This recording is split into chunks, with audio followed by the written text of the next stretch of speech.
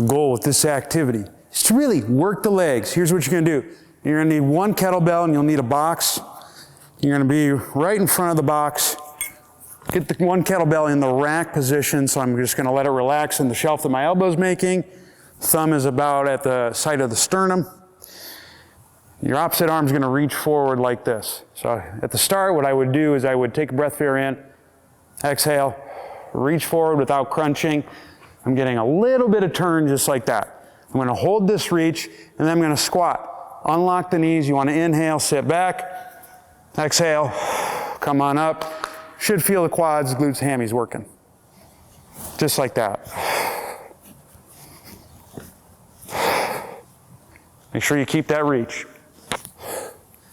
Now from the front, just one little thing you want to be mindful of is as you go down, you want to keep heavy on the heels.